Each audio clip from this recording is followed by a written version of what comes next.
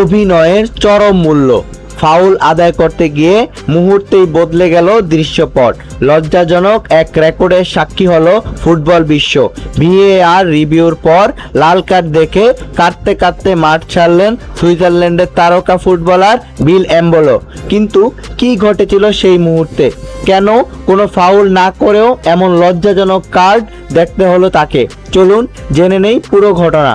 Quarter ফাইনালের high voltage ম্যাচে গতকাল সুইজারল্যান্ডের মুখোমুখি হয়েছিল আর্জেন্টিনা। ম্যাচের মাত্র 10 মিনিটেই গোল করে লিড নেয় আলবিসেলেস্তেরা। তবে হাল ছাড়েনি সুইজারল্যান্ড। 37 মিনিটে দারুণ এক গোলে সমতায় ফিরেন তারা। কিন্তু ম্যাচের আসল নাটকীয়তা তখনও বাকি, যা ফুটবল ইতিহাসের অন্যতম লজ্জাজনক এক অধ্যায় হয়ে থাকবে।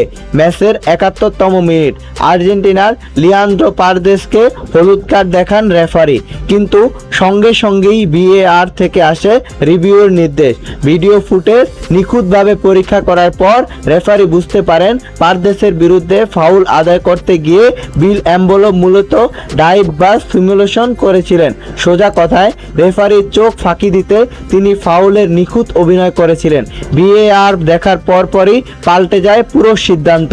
পারদেসের হলুদ কার্ড বাতিল করে রেফারি এমবোলোকেই দেখান দ্বিতীয় হলুদ কার্ড, যা স্বয়ংক্রিয়ভাবে লাল কার্ডে পরিণত হয়। 72 মিনিটে 10 জনের দলে পরিণত হয় সুইজারল্যান্ড। হঠাৎ এমন অনাকাঙ্ক্ষিত সিদ্ধান্ত মেনে নিতে পারেননি এমবোলো।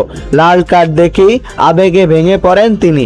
সতীর্থরা সান্ত্বনা দেওয়ার চেষ্টা করলেও চোখের পানি লুকাতে পারেননি। শেষ পর্যন্ত কাঁদতে কাঁদতেই মাঠ ছেড়ে ড্রেসিং রুমে ফিরে যেতে চান এই সুইস তারকা।